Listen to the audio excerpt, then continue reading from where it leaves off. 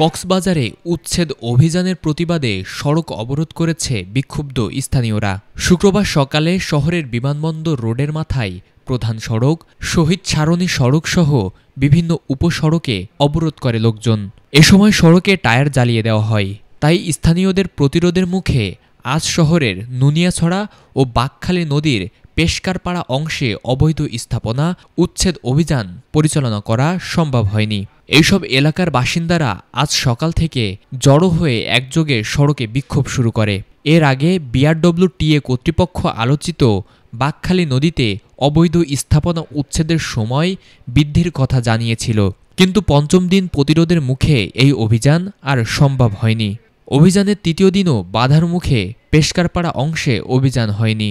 এদিকে অভিযানের পঞ্চম দিনে লোকজনকে শান্ত রাখতে সরজমিনে পরিদর্শন করেছেন বিএনপির সাবেক সংসদ সদস্য লুৎফুর রহমান কাজল। তিনি জনগণকে শান্ত থাকার আহ্বান জানান এবং প্রশাসনের সঙ্গে আলোচনার আশ্বাস দেন। আমি কথা বলেছি ইতিমধ্যেই, সবার উপরেও কথা বলেছি। আজকে বিকালে জেলা প্রশাসকের সাথে আপনাদের প্রতিনিধি গিয়ে বসবে,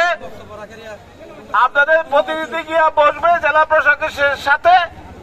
জেলা প্রশাসক ঠিক করবে, ডিমার্কেশন করে দেবে কোথায় নদী গেছে পুরানো আরএস খতিয়ান মধ্যে, ওই অনুযায়ী তারা ব্যবস্থা নেবে। যখন জেলা প্রশাসকের সাথে আমি তো আপনাদের সাথে আছি, আপনারা আমারে বিশ্বাস করবেন। অনেক জায়গায় আমি চেষ্টা করেছি যাতে উচ্ছেদ না হয় এবং ক্ষতিপূরণ পাই। সরকার শুনতে বাধ্য হয়েছে, কারণ আপনারা আমাদের সাথে আছেন বলেই সরকার বাধ্য হয়েছে।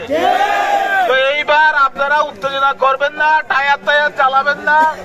কথা যখন প্রশাসনের সাথে কথা চলতেছে, যদি তারা আমাদের কথা না শুনে আজকে বিকালের মধ্যে আমরা আবার রাস্তায় নেমে আসবো, ঠিক তো? তো আপনারা এই যে আজকে শুক্রবার সেনাবাহিনীও আসছে এখানে, আমি সেনাবাহিনীকে অনুরোধ করবো আপনারাও চলে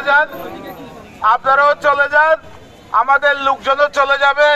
সবাই পাশাপাশি আমরা যুক্তি তর্কের মধ্য দিয়ে আমরা জেলা প্রশাসকের সাথে বসে যুক্তি তর্কের মধ্য দিয়ে যা করা দরকার আমরা একসাথে করবো ইনশাআল্লাহ।